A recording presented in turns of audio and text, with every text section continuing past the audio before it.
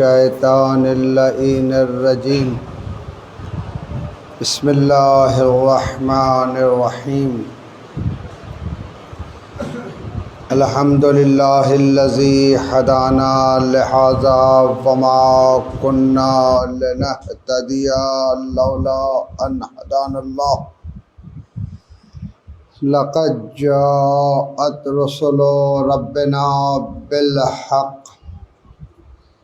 والصلاة والسلام والتحية والإكرام على النبي المكي المدني الهاشمي الذي سمع في السماء أحمد وفي الأرض أبي القاسم محمد والصلاة والسلام والتحية والإكرام على أهل بيته الطيبين الطاهرين وصحبه المنتجبين بسم الله الرحمن الرحيم اللهم كل وليك الحجة ابن الحسن صلواتك عليه وعلى آبائه في هذه الساعة وفي كل ساعة وليا وحافظا وقائدا وناصرا ودليلا وعينا حتى تسكنه أرزك طوعا وتمتعه فيها طويلا برحمتك يا أرحم الراحمين ألا لعنة الله على أعدائهم أجمعين من يومنا هذا إلى قيام يوم الدين بسم الله الرحمن الرحيم إذا جاء نصر الله والفتح ورأيت الناس يدخلون في دين الله أفواجا فسبح بحمد ربك واستغفره إنه كان توابا صلوات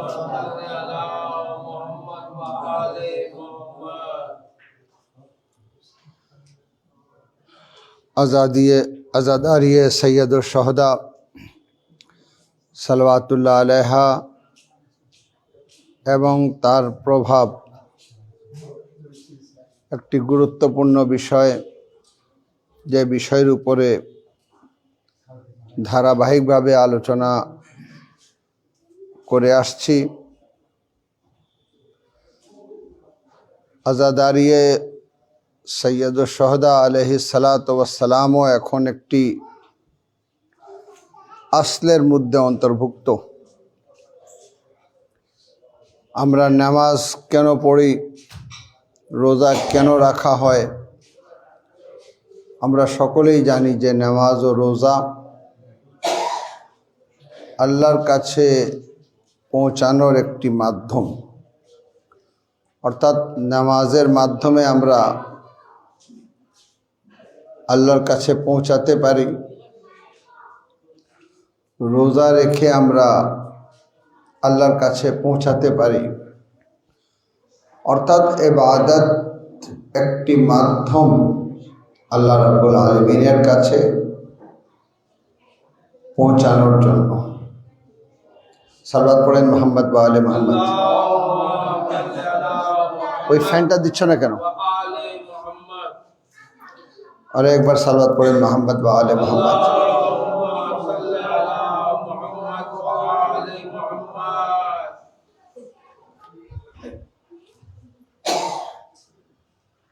برحمة خدا وختم الأنبياء والصلوات।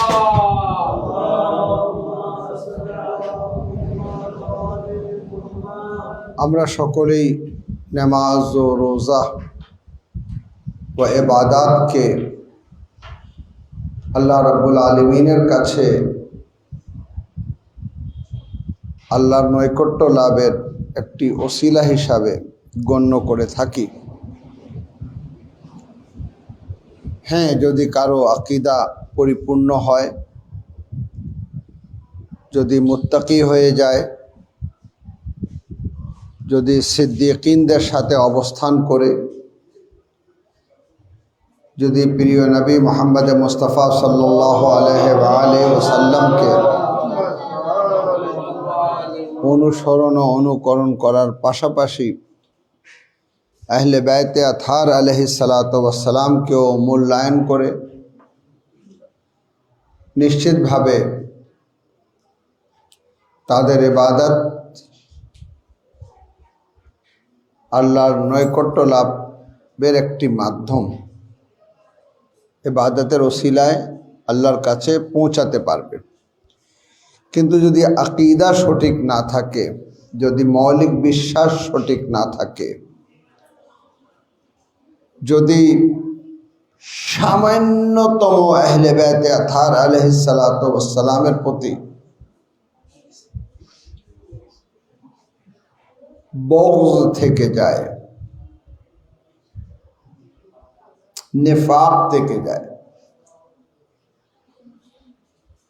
তাহলে যতই ইবাদত করুক না কেন, আল্লাহ রাব্বুল আলামিন যেভাবে কাফিরদের কাছ থেকে ইবাদত গ্রহণ করেননি, সেইভাবে আল্লাহ রাব্বুল আলামিন মুনাফিকদের কাছ থেকেও ইবাদত গ্রহণ করবেন না। নিশ্চিতভাবে আবিদকে মুমিন হতে হবে। আবিদ হওয়ার শর্তই হচ্ছে ঈমানে কামিল। আর ঈমানে কামিল তখন পর্যন্ত সম্ভব না যখন পর্যন্ত পয়গম্বরে ইসলামের পর আহলে বাইতে আতহার আলাইহিস সালাতু ওয়াস সালামের সাথে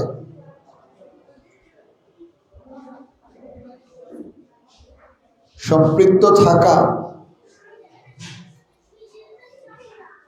ওনাদের নৈকট্য থাকা, ওনাদেরকে অনুসরণ করা, ওনাদেরকে অনুকরণ করা। নাসারায়ে নাজরানের সাথে ওয়াহদানিয়ত নিয়ে মুবাহিলা ছিল। পয়গম্বর ইসলাম আহলে বাইতকে নিয়ে আসলেন কেন? এই জন্য যে তাওহীদ ও রিসালাতের পর গুরুত্বপূর্ণ আকীদা হচ্ছে আহলে বাইতে আতহার আলাইহিস সালাতু ওয়াস সালামের প্রতি মুআদ্দাত ও ভালোবাসা, যেটা আপনার মধ্যে একটি গুরুত্বপূর্ণ চেতনাকে জাগ্রত করবে। আপনি আহলে বাইতকে ভালোবাসতে বাসতে আল্লাহর সৃষ্টি জগৎকে ভালোবাসতে শিখে যাবেন। আল্লাহর সমস্ত সৃষ্টির প্রতি আপনার উজাড় করে দেওয়া ভালোবাসা আপনার মধ্যে সৃষ্টি হয়ে যাবে। এটা প্রথম রেজাল্ট হচ্ছে আহলে বাইতে আতহার আলাইহিস সালাতু ওয়াস সালামের ভালোবাসা। দ্বিতীয় গুরুত্বপূর্ণ রেজাল্ট হচ্ছে আহলে বাইতের ভালোবাসা যে আপনি জালিমের সঙ্গে কখনোই হবেন না, জুলমকে কখনোই সহ্য করবেন না, বাতিলকে কখনোই মূল্যায়ন করবেন না। আহলে বাইতে আতহার আলাইহিস সালাতু ওয়াস সালামের জীবনে একটি বিষয় খুবই স্পষ্ট ছিল যে বাতিলের সাথে কোনো আপোষ করেননি। আমরা যেমন আমাদের জীবনে হক ও বাতিল মিশ্রিত অবস্থায় অবস্থান করে, আহলে বাইতে আতহার আলাইহিস সালাতু ওয়াস সালামের কাছে হক ও বাতিল একসাথে অবস্থান করে না। তারা হকের উপরে এমনভাবে, এমন দৃঢ়তার সাথে, এমন শক্তভাবে অবস্থান করেন, প্রয়োজনে জীবন দিয়ে দিলে, যদি জীবন দিয়ে দিতে হয় তারা জীবন দিয়ে দেবেন, কিন্তু বাতিলের সাথে আপোষ করবেন না।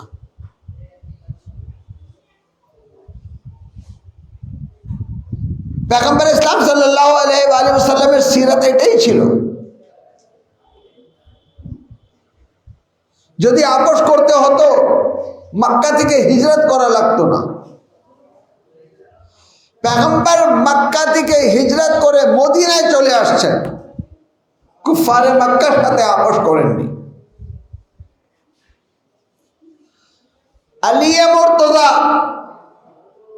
নেফাক বলতে গেলে মুনাফিকদের হাত উনি প্রয়োজন মনে করলেন মদিনা ছেড়ে আমি আমার দারুল খেলাফা কুফাকে নির্ধারণ করি। উনি মদিনা থেকে হিজরত করে কুফায় চলে আসলেন। ইমামে হুসাইন আলাইহিসসালাম ইয়াজিদকে না বললেন। এই জন্য রাসূলের রওজা ছেড়ে, নানার প্রিয় মদিনা ছেড়ে ওনাকে হিজরত করে কারবালায় আসতে হলো। ইমামে রেজা আলাইহিসসালামকে মদিনা থেকে তুস আসতে হলো। সবকটি হিজরতের মধ্যে আপনি দেখবেন একটি গুরুত্বপূর্ণ বরকত রয়েছে। রাসূল মক্কা থেকে মদিনা হিজরত করেছেন, ফাতহে মক্কার মাধ্যমে মক্কা বিজয় করলেন। আলী মুর্তজা মদিনা থেকে কুফা হিজরত করার মাধ্যমে স্পষ্ট করে দিলেন,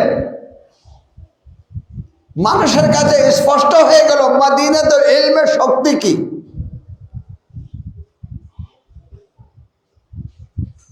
কিভাবে বাতিলের বিরুদ্ধে রুখে দাঁড়াতে হয়, কিভাবে মুনাফিকদের সাথে যুদ্ধ করতে হয়। সিফিনের যুদ্ধের কনসেপ্ট সিফিনের আগে কোনোদিন প্রতিমান ছিল না। আলী ইবনে আবি তালিব স্পষ্ট করলেন। লাইলাতুল হারির আলী ইবনে আবি তালিব কাঁদছিলেন, যাদেরকে আমি হত্যা করছি তাদেরকে হত্যা করার কথা না, যদি তারা সাহেবে ঈমান হতো। কিন্তু এমন এক অবস্থায় তারা চলে আসছে যে আমাকে হত্যা করা ছাড়া কোনো বিকল্প নেই। খাওয়ারিজ তাদের হাতে তাসবিহ রয়েছে, আল্লাহ আল্লাহ করে যাচ্ছে, ওয়াহদানিয়তের স্লোগান দিচ্ছে, আল্লাহর একতার বিশ্বাসী রয়েছে।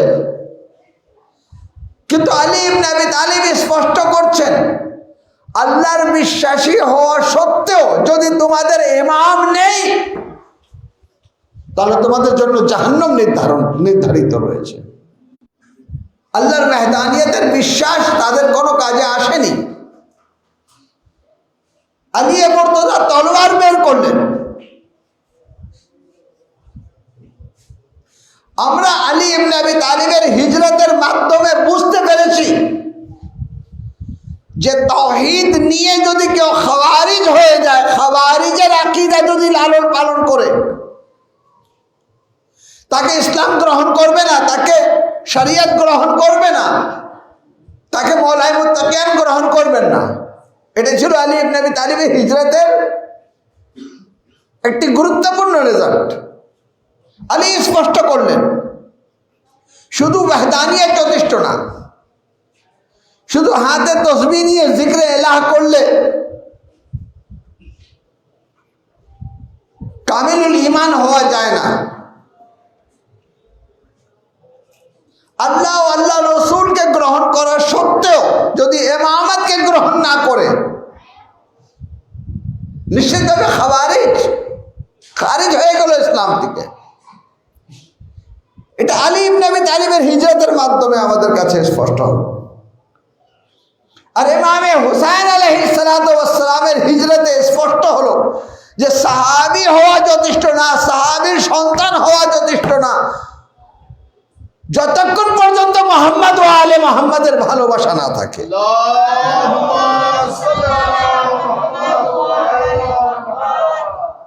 যতক্ষণ পর্যন্ত মুআদ্দাতে আহলে বাইত না থাকে। কারবালা একটি গুরুত্বপূর্ণ আকীদা।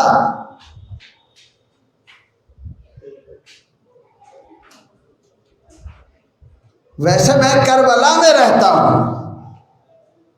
वैसे मैं करबला में रहता हूँ, मेरा आबाई घर मदीना है। আমরা মদিনার অধিবাসী, কিন্তু এখন আমাদের কেন্দ্র কারবালা কেন?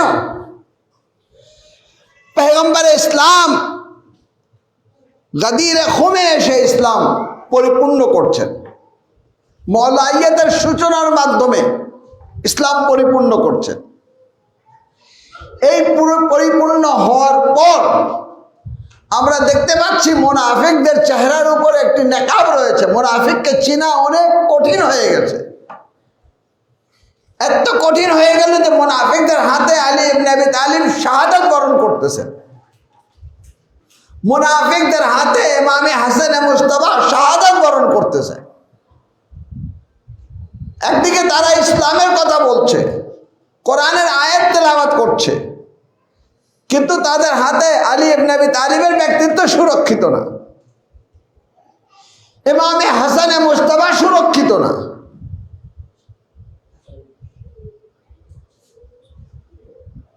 তাহলে কি করা উচিত যে ইসলাম ও নেফাকের মধ্যে পার্থক্য হয়ে যায়? আপনি নামাজ দেখে মূল্যায়ন করবেন যে মুসলমান, রোজা দেখে মূল্যায়ন করবেন যে মুসলমান, হজ করতে গেলে আপনি মূল্যায়ন করবেন যে মুসলমান, শরীয়তের কিছু বিধান মূল্যায়ন করলে আপনি মনে করবেন মুসলমান। আজ আমাদের কাছে প্রতিমান হয়েছে যে না নামাজ পড়লে মুসলমান, না রোজা রাখলে ইনসানে কামিল, না হজ করলে স্পষ্ট হবে যে সে মুসলমান। কেন? কারবালায় নামাজি ছিল, রোজাদার ছিল, হাজি ছিল, এবং কি আশুরার দিনও তারা রোজা রেখেছিল। কিন্তু কাকে শহীদ করছে? ফারজান্দে রাসূলকে। কাকে শহীদ করছে? ইমামে হুসাইনকে। ইমামে হুসাইন তার শাহাদাতের মাধ্যমে স্পষ্ট করে দিলেন যে নামাজ পড়াই যথেষ্ট না, রোজা রাখাই যথেষ্ট না, শরীয়তের আহকাম পালন করাই যথেষ্ট না, যতক্ষণ পর্যন্ত মুহাম্মদ ও আলে মুহাম্মাদের প্রতি ভালোবাসা না থাকে। মুহাম্মদ ও আলে মুহাম্মাদের ভালোবাসা তোমাকে যেন কামিনুল ঈমান না বানিয়ে দেয়। কারবালা এই রেজাল্ট আমাদেরকে দিয়েছে। এখন আমরা কারবালাই ইসলাম দেখতে চাই, আমরা হুসাইনি ইসলাম দেখতে চাই। এদিকেও নামাজ, ওইদিকেও নামাজ, এদিকেও রোজা, ওইদিকেও রোজা, এদিকেও হজ, ওইদিকেও হজ, কিন্তু ওইদিকে একটা জিনিস নাই। সেটা কি? ইমামত নেই। সালাত পড়েন মুহাম্মদ ওয়া আলে মুহাম্মদ। ইমামত নাই, অর্থাৎ রূহে ইসলাম নেই, জানে ইসলাম নেই। আসল যে ইসলাম, সে ইসলামই নেই। কেন নেই? যেহেতু ইমামত নেই। ইসলামকে পরিপূর্ণ করেছে ইমামত।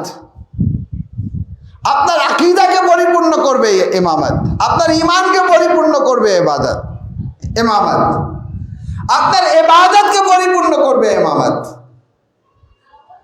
তাহলে রাসূলুল্লাহ ইসলাম পরিপূর্ণ করলেন। বেলায়েতের সূচনা আলী ইবনে আবি তালিব দ্বারা হলো। থেমে গেলে হবে না। থেমে গেলে মুনাফিক হওয়া সম্ভব, মুআবিয়ার সঙ্গী সাথী হওয়া সম্ভব, ইয়াজিদি হওয়া সম্ভব। এই জন্য রাসূলের ইসলাম যদি গ্রহণ করতে হয় তাহলে হুসাইনি হতেই হবে। সালাওয়াত পড়েন মুহাম্মদ ওয়া আলে মুহাম্মদ।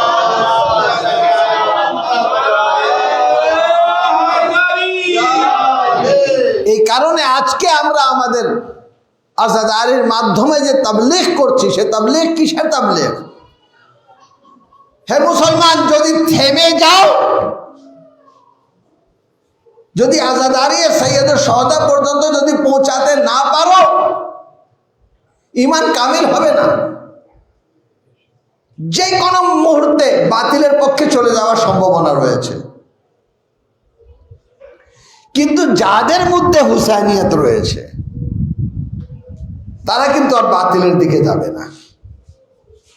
অবশ্যই নামাজ, অবশ্যই রোজা, অবশ্যই হজ, অবশ্যই যাকাত, কিন্তু সব কিছু ইমামতকে সঙ্গে নিয়ে।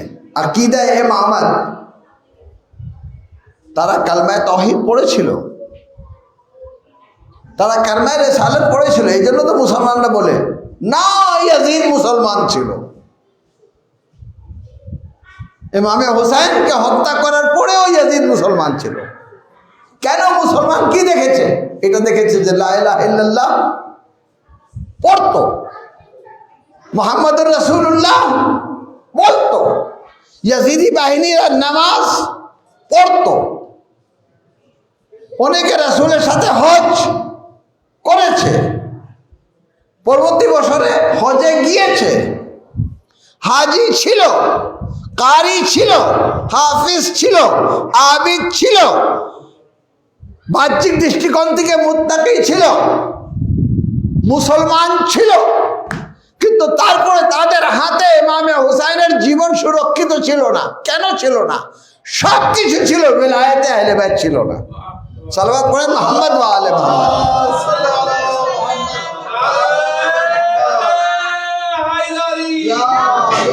সব কিছু ছিল, কিন্তু বেলায়েতে আহলে বাইত ছিল না। এই কারণে আমাদের আইমে আতহার খুবই গুরুত্ব সহকারে আজাদারির ভিত্তি স্থাপন করেছেন, যে আজাদারি করতে হবে। দেখি হুসাইনের প্রতি তোমার ভালোবাসা কত, দেখি তোমার চোখে পানি আসে কিনা, দেখি তুমি হুসাইনের ভালোবাসায় কতটুকু এগিয়ে যেতে পারো। তোমাকে হুসাইনিয়তের প্রতি এতটুকু এগিয়ে যেতে হবে, প্রত্যেক হুসাইনিকে দেখতে হবে যে আমি সঠিক আজাদার হতে পেরেছি কিনা। তাকে কি করা দরকার? চেক করবে যে আমি ভালোবাসায় কোন পর্যন্ত অগ্রসর হতে পেরেছি। এই পর্যন্ত অগ্রসর হতে পেরেছি যে আমার মধ্যে জালিমের প্রতি ঘৃণা আসছে, আমি আর কোনো জালিমের বন্ধু না। আজকে দুনিয়া ইসলাম দেখেন, দুই ধারা আমরা দেখতে পাচ্ছি। এক ধারা যারা জালিমদের সাথে আপোষ করতে প্রস্তুত,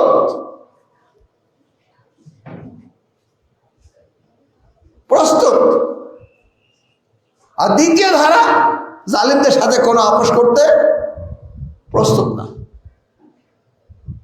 শহীদ কায়েদের শাহাদাতের পর সবাই মনে করছিল যারা সারেন্ডার হয়ে যাবে, নত হয়ে যাবে, কিন্তু তাদের দৃষ্টিতে বিষয়টা রয়েছে যে আমাদের কায়েদ শহীদ হয়েছে। তো কারবালায় ইমাম শহীদ হয়েছিলেন। সালাওয়াত পড়েন মুহাম্মদ ওয়া আলে মুহাম্মদ। কায়েদ যার গোলাম। তো আলী ইবনে আবি তালিব তিনি মুনাফিকদের মধ্যে যে পার্থক্য সেটা স্পষ্ট করে দিয়েছেন, কিন্তু বাস্তবে আমরা দেখছি স্পষ্ট কখন হয়েছে? যখন কারবালা হয়ে গেল। আজ হুসাইনিদের পরীক্ষা নেওয়ার জন্য তাদের কায়েদকে তাদের কাছ থেকে কেড়ে নেওয়া হলো। যেভাবে দুনিয়া অন্য জায়গায় হয়, কায়েদ মারা গেলে সবাই কিন্তু সারেন্ডার হয়ে যায়। কায়েদের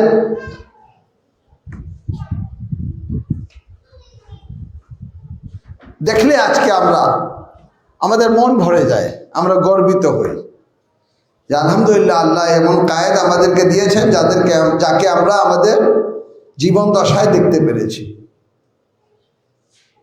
যিনি শহীদ হয়ে গেলেন কিন্তু বাতিলের সাথে আপোষ করেননি।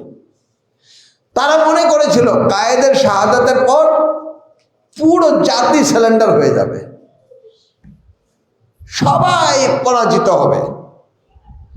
কিন্তু তারা যদি কারবালার ইতিহাসকে পড়ে আসতো তাহলে এই চিন্তাটা করতো না। যারা হুসাইনের শাহাদাতের পরেও হার মানেনি, কি হুসাইনের শাহাদাতের পরে ইমাম জাইনুল আবদিন ইয়াজিদের বাইত করেছেন? সালাওয়াত পড়েন মুহাম্মদ ওয়া আলে মুহাম্মদ। করেননি। তো ইমাম জাইনুল আবদিন আলাইহিস সালাতু দিয়েছেন যে হোসাইন পঞ্চতনের শেষ ব্যক্তিত্ব মাসুম ইমাম শহীদ হয়ে গেলেন, কিন্তু বাতিলের হাতে হাত দেননি, যে কারণে ইমামে জাইনুল আবদিন হাতে হাত দেননি। হযরত জাইনাবে কুবরা সাল্লাল্লাহু আলাইহা দরবারে ইয়াজিদে দাঁড়িয়ে বললেন, এই ইয়াজিদ, যেটা থেকে যাবে সেটা হচ্ছে আহলে বাইতের নাম।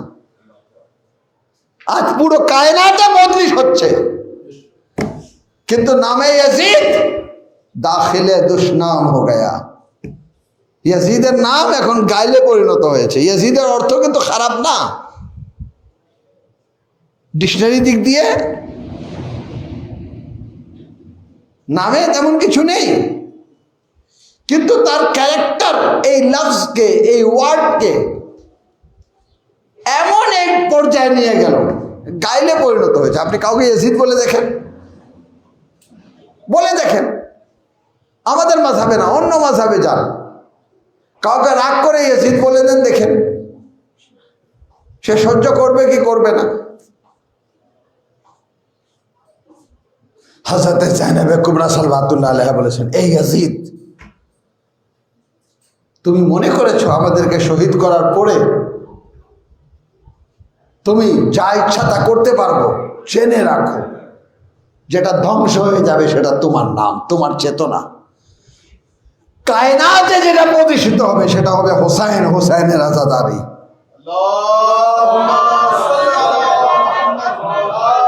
তাহলে আমাকে বলতে দেন, আজাদারি ওয়াসিলা না, আজাদারি মূল উদ্দেশ্য। আজাদারি পর্যন্ত পৌঁছে যাওয়া, যারা পৌঁছে গিয়েছে তারা আল্লাহকে পেয়েছে, তারা আল্লাহ রসুলকে পেয়েছে, তারা বেলায়েতের ধারাকে পেয়েছে। সালওয়াত পড়েন মুহাম্মদ ওয়া আলে মুহাম্মদ।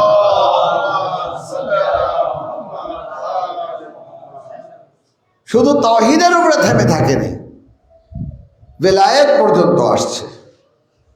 হুসাইনের মাজলুমিয়ত তাদেরকে শক্তি যোগায়, তাদেরকে সাহস যোগায়, তাদেরকে আদল ইনসাফ যোগায়। তারা আজাদারিয়ে সৈয়দের সওদা করার পর প্রত্যেক জায়গায় চিন্তা করে এই কাজ আমার করা উচিত কি করা উচিত না, করা উচিত কি করা উচিত না।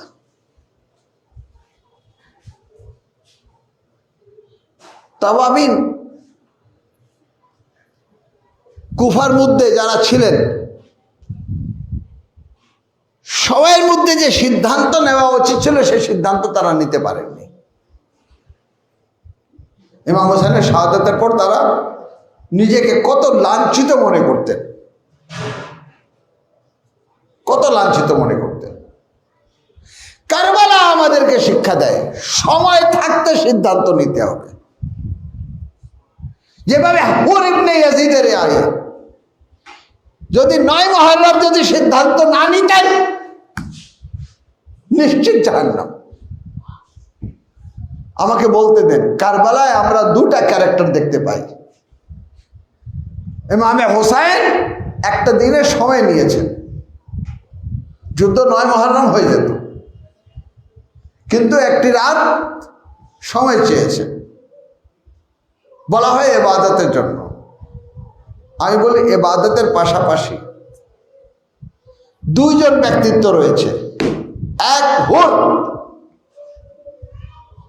যিনি সিদ্ধান্ত নিয়েছেন कि আমাকে হুসাইনি হতে হবে, হুসাইনি যদি না হই তাহলে জাহান্নামে যাব। আরেক ছিল উমারে সাদ, যে ভালো করে জানতো হুসাইন হাকে রয়েছে, হুসাইন ফাতেমার সন্তান রয়েছেন, হুসাইন আলীর সন্তান রয়েছে, হুসাইনের দিকে জান্নাত রয়েছে, হুসাইন যুবকদের সর্দার রয়েছে, কিন্তু সিদ্ধান্ত নিতে পারেনি হুসাইনের দিকে যাবে নাকি রায়ের ক্ষমতা। যা তাকে বলা হয়েছিল তুমি হুসাইনকে হত্যা করো, তোমাকে রায়ের ক্ষমতা দিয়ে দেব। মনে করলো জান্নাত তো বাকি পাওয়া যাবে, কিন্তু এটা তো নগদ, আগে নগদটা নিয়ে নি, তারপরে তওবা করব। এটা জানতো না যে এই জায়গা হচ্ছে এমন এক জায়গা যেখানে তওবা করাও সম্ভব না। হুসাইনের হত্যাকারীরা তওবা করলে কি পার পেয়ে যাবে? কি বলে, পার পেয়ে যাবে? কোনো ইবাদত, কোনো তাকওয়া, কোনো পরহেজগারি, কোনো কিছুই আযাবান শাদীদা। তো ওমর সাদ একটি রাত সুযোগ পেয়েছে, দিনকে ছেড়ে দিল, হুসাইনকে ছেড়ে দিল, বেলায়েতকে ছেড়ে দিল, কি গ্রহণ করলো? ইয়াজিদিয়াত। হুর একটি রাতের সময় পেয়েছেন, ইয়াজিদিয়াতকে ছেড়ে দিলেন, চলে আসলেন হুসাইনিয়তের দিকে। অর্থাৎ আমাদেরকে মুহররম আমাদের মাঝে আসে আর চলে যায়, মুহররম আমাদের মাঝে আসে আর চলে যায়। আপনি আনুষ্ঠানিকভাবে মজলিসে শরীক হচ্ছেন, মনে করছেন আমার একটা দায়িত্ব আমি পালন করেছি, কিন্তু না, আপনাকে চিন্তা করতে হবে আপনি হুসাইনি হতে পেরেছেন কিনা। যদি হুসাইনি হতে পারেননি, মুহররম চলে গেল, তাহলে কি অবস্থায় আল্লাহর কাছে যাবেন, এটা চিন্তা করা দরকার। হুর ওমরের সাথ একটি রাতের সময় পেয়েছেন, আর আমরা মুহররমের চাঁদ দেখার পর থেকে এই মুহররমের মজলিসগুলো শেষ হওয়া পর্যন্ত আমরা সুযোগ পাচ্ছি। আশে ফারশে আজার উপরে মন খুলে আমরা সিদ্ধান্ত নিচ্ছি যে আমরা হুসাইনি। এটাই হচ্ছে নিজাতের পথ। সালবাত পড়েন মুহাম্মদ ওয়া আলি মুহাম্মদ।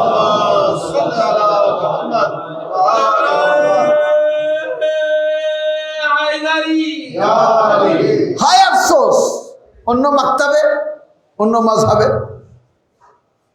যেন মনে হয় মুহররম আসেইনি। মুহররম এসেছে নববর্ষ পালন করার জন্য, মুহররম এসেছে ফতোয়াবাজি করার জন্য, মুহররম এসেছে তাদের আজাদারিকে বাধা দেওয়ার জন্য, মুহররম এসেছে ইয়াজিদকে মুসলমান প্রমাণিত করার জন্য, মুহররম এসেছে হুসাইনকে দোষী সাব্যস্ত করার জন্য, মুহররম এসেছে কিভাবে এই ইতিহাসকে গোপন করে আশুরা। আশুরা অনেক পবিত্র একটা দিন, নূহের নৌকা নিজাত পেয়েছে, ইউনুস মাছের পেট থেকে বের হয়ে আসছেন, হযরতে মূসা দরিয়ায় নীলে রাস্তা পেয়ে গেলেন, সব কিছু আশুরায় হয়ে গেল। এবার কি ভালো খেতে হবে, ঠিক আছে, ভালো খেতে হবে, সব কিছু স্মরণে আসলো, কিন্তু 61 হিজরিতে ঘটে যাওয়া ঘটনা স্মরণে আসেনি। ইমামে হুসাইনের শাহাদাত স্মরণে আসেনি, যে শাহাদাত রাসূলুল্লাহ সাল্লাল্লাহু আলাইহি ওয়াসাল্লামকে মর্মাহত করেছে। আমি আজকে একটা উদাহরণ দিতে চাই। গত পরশুদিন সম্ভবত আমি বলেছিলাম যে রাসূল মদিনায় প্রবেশ করলেন, কি দেখলেন? সবাই অর্থাৎ সমস্ত সাহাবারা হযরতে হামজার উপরে, মানে নিজ নিজ আত্মীয়দের উপরে কন্দন করছে। রাসূল বললেন, যদি কেউ আমার হামজার উপরে কন্দন করত। সবাই চলে আসলো হযরতে হামজার উপরে কন্দন করতে রাসূলের বাসায়। রাসূল তাদেরকে দোয়া দিলেন। অর্থাৎ মদিনায় হযরতে হামজার মাতাম এমন ভাবে হলো, প্রত্যেক বাড়িতে পৌঁছে গেল হযরতে হামজা শহীদ হয়েছেন, মাজলুমিয়তের সাথে শহীদ হয়েছেন। রাসূলের বাসায় কন্দন হয়েছে, মাতাম হয়েছে, রাসূল দোয়া দিয়েছেন।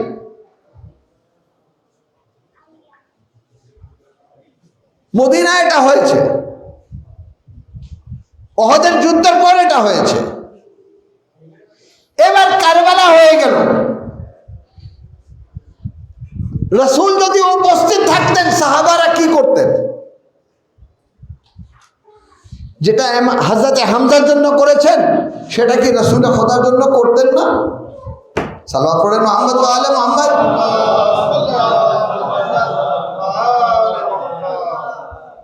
রাসূল খোদা যদি থাকতেন, ইমামে হুসাইন শহীদ হয়ে যেতেন, তারা কি করতেন? বিবেককে প্রশ্ন করেন, তারা কি করতেন? রাসূল কাঁদতেন আর তারা স্মরণ করত মাছের পেট থেকে হযরত ইউনূস বের হয়েছেন। রাসূল ক্রন্দন করতেন আর তারা স্মরণ করত নূহের নৌকা নেজাত পেয়েছে। রাসূল কাঁদতেন আর তারা স্মরণ করত যে এই দিনই তো দরিয়ায় নীল থেকে মুসা পার হয়ে গেলেন। হতো এটা নাকি? যারা রাসূলকে ভালোবাসে যে সকল সাহাবীরা, তারা কি করত? তারা মজলিস করত, তারা মাতম করত। হযরত উসমানের শাহাদাতের পর কি হয়েছে? ওনার জামাকে লাঠিতে নিয়ে মিছিল বের হয়ে গেল। আমাদের বিরুদ্ধে ফতোয়া দেওয়ার আগে সাহাবার বিরুদ্ধে ফতোয়া দেন যে এইভাবে জামাকে লাঠির উপরে তুলে মিছিল আকারে বের করা এটা শিরক, এটা বিদআত, এটা নাজায়েজ, এটা করা যাবে না। এটা রাসূল করেননি, ওটা জায়েজ। হযরত উসমানের স্মরণে ওনার শরীরের জামা নিয়ে মিছিল করা জায়েজ, আর হযরত আব্বাসের আলম নিয়ে মিছিল করা জায়েজ না।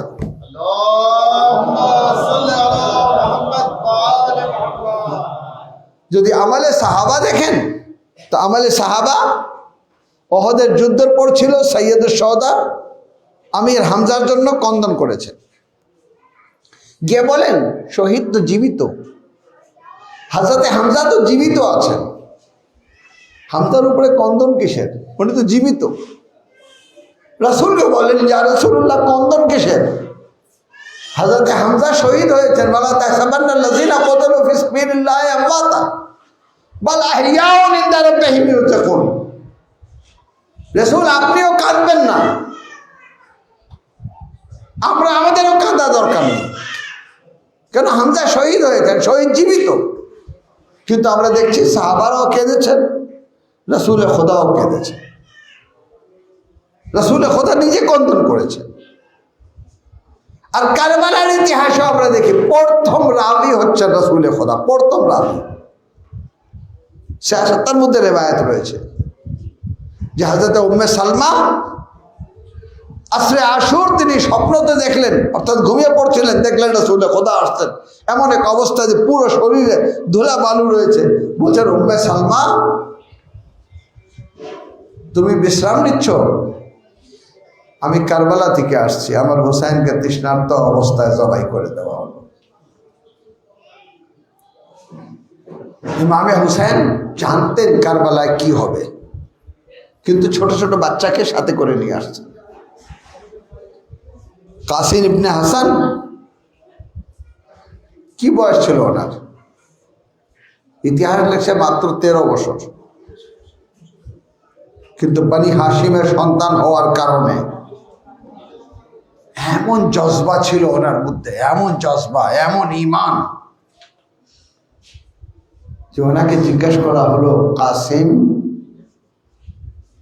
শাহাদাত তোমার দৃষ্টিতে কেমন? কাসিম বললেন আহলা মিনাল আসাল, মধুর চেয়ে বেশি মিষ্টি। আল্লাহু আকবার। এই কাসিম বারবার ইমামে হুসাইন আলাইহিস সালাতু ওয়াস সালামের কাছে অনুমতি চাচ্ছেন, বারবার অনুরোধ করছেন, বারবার অনুরোধ করছেন, কিন্তু হুসাইন অনুমতি দিচ্ছেন না। এটাই বলছেন যখনই আমি ভাইয়া হাসানকে স্মরণ করতে চাই, কাসিম তোমাকে দেখি, তোমার মা রয়েছে, মায়ের পর্দার হেফাজত করা তোমার দায়িত্ব। কাসিম এই বয়সে শহীদ হওয়ার কি প্রয়োজন রয়েছে? কিন্তু কাসিম অনুভব করছেন, যদি আমার বাবা থাকতো কি করত? হুসাইনের মাজলুমিয়ত দেখে চুপ করে থাকতেন? না, হতে পারে না। আসছেন, মায়ের কোলে মাথা রেখে দিয়ে অনেক ক্রন্দন করলেন। আম্মা জান, যতই যাচ্ছি চাচার কাছে বারবার অনুরোধ করছি, ভাইয়া আলী একবার শহীদ হয়ে গেলেন, কিন্তু আমাকে চাচা করো অনুমতি দিচ্ছেন না। যখনই আমি যাচ্ছি জড়াই ধরে ক্রন্দন করছেন আর আমাকে ফিরিয়ে দিচ্ছেন। এত ক্রন্দন করলেন যে বেহুশ হয়ে গেলেন। সেই বেহুশী অবস্থায় বাবা ইমামে হাসান মুজতবাকে দেখতে পান। এ কাসিম, তুমি এত চিন্তিত কেন? কাসিম, তোমার হাতের উপর একটা তাবিজ বেঁধে দেওয়া হয়েছে। যখনই বিপদে পড়বা ওই তাবিজ খুলে দেখবা ওখানে কি লেখা রয়েছে, ওখানে আমার দিক নির্দেশনা দেওয়া রয়েছে। কাসিম এই স্মরণে আসার সাথে সাথে একবার তাবিজ খুললেন, খুলে দেখলেন তো কি লেখা ছিল।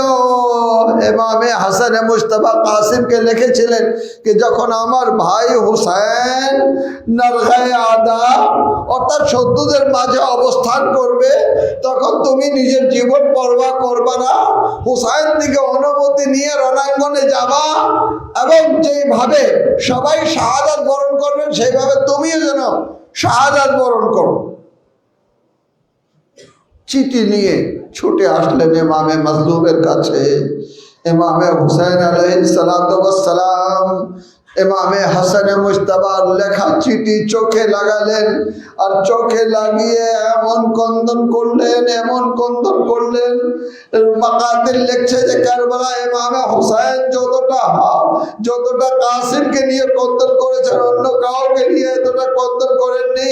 আজাদারো কাসিমকে বললেন, তুমি এমন এক চিঠি নিয়ে আসছো যে আমি আর না বলে পারছি না। আব্বাস, আসো, আমরা দুইজন মিলে কাসিমকে ঘোড়ায় উঠাই। কাসিম এমন এক অবস্থা ছিল যে কাবে পা পড়তো না, একটা পা কাবে দিয়েছে তো একটা পা উঁচু হয়ে রয়েছে।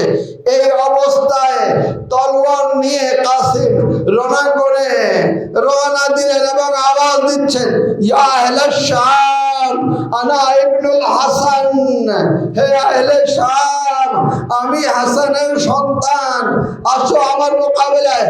আরজাক বলছে যে এই যুবককে হত্যা করার জন্য আমার ছেলে যথেষ্ট, তার এক ছেলেকে পাঠিয়ে দিল।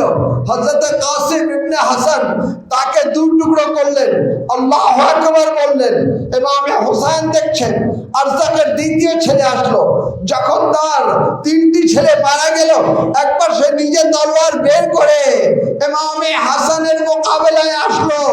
এদিকে ইমামে হুসাইন দরে খায়মায় এসে আওয়াজ দিয়ে বললেন উম্মে ফারওয়াকে যে আপনি দোয়া করেন, আরজাক কাসিমের মোকাবেলায় এসেছে। আল্লাহ তিনি দোয়া করলেন, আরে তলোয়ার এমন ভাবে মারলেন যে আরজাকের দুই হাত কেটে গেল।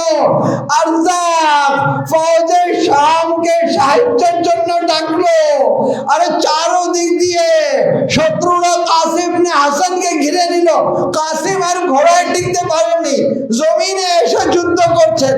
যুদ্ধ করতে করতে একবার আওয়াজ দিলেন, ইয়া আম্মা হুদিকনি, এই চাচা, চারদিক দিয়ে আমাকে ঘিরে নেওয়া হয়েছে, আমার সাহায্যে আসুন। আজাদারো ইমামে হুসাইন তলোয়ার নিয়ে ছুটে গেলেন যেন কাসিমের হত্যাকারী যেন বাঁচতে না পারে। আজাদারো গিয়ে একবার ফৌজে শামের উপরে আক্রমণ করলেন। পরিপূর্ণ যুদ্ধ হলো ইমামে হুসাইনের সাথে আজাদারও কখনো মেহমানের উপরে, কখনো মেসারার উপরে আক্রমণ করতেন। আক্রমণ করতে করতে কাসিমের জাসাদ দিকে, কাসিমের লাশ দিকে শত্রুদেরকে সরালেন। সরাতে সরাতে একবার যখন কাসিমের লাশের কাছে পৌঁছালেন তো কি দেখলেন? কাসিমের লাশ পামালে সুবে আসফা।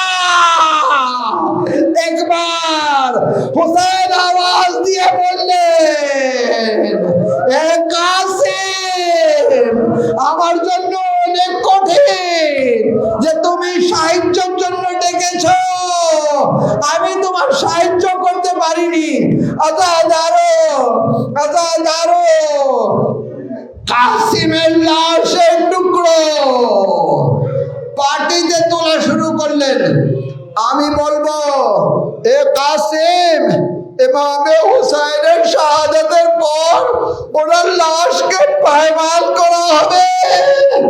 আপনি তো বড় ভাইয়ের সন্তান, আপনারও লাশ পামাল হয়েছে, কিন্তু আজাদারও একটি পার্থক্য রয়েছে। সে পার্থক্য কি? হুসাইনের লাশ শাহাদাতের পর পামালে সুবে আসফা হয়েছে, কিন্তু আরে কাসিম হয় পামালে কারবালা। কাসিম রৌনকে দশতে নয় নওয়া। কাসিম হয় পামালে কারবালা। কাসিম আজাদারে সবার লাশ এনেছেন, কিন্তু ইনসাফের সাথে বলো, কাসিমের লাশ কিভাবে নিয়ে যাবেন? আল্লাহ আল্লাহ, লাশের টুকরো আবার মধ্যে রেখে হযরতে কাসিমের লাশকে কোন কোন মাকাদির বলছে যে না, লাশ ঘোড়ার টাপে এমন ভাবে পিষ্ট হয়েছে যে হুসাইন সিরকে নিজের কাঁধার উপরে রেখেছেন আর টেনে নিয়ে যাচ্ছেন পাঁচজমিনে কারবালার উপরে।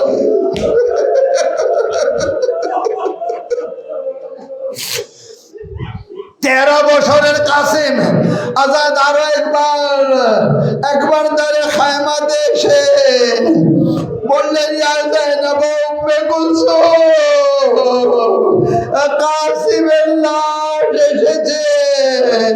আল্লাহ আল্লাহ, বিবিরা এসে জিয়ারত করতো, কিন্তু এই লাশকে কিভাবে জিয়ারত করবে যে পামালে সুবে আসফা হয়ে গেল। আরে বিবিরা মাতম শুরু করলেন, কাসিমা মাজলুমা।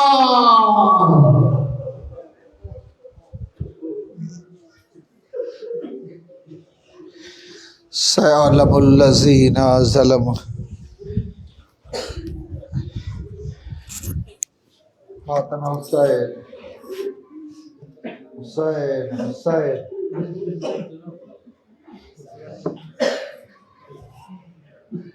রৌনকে দশতে নয় নওয়া।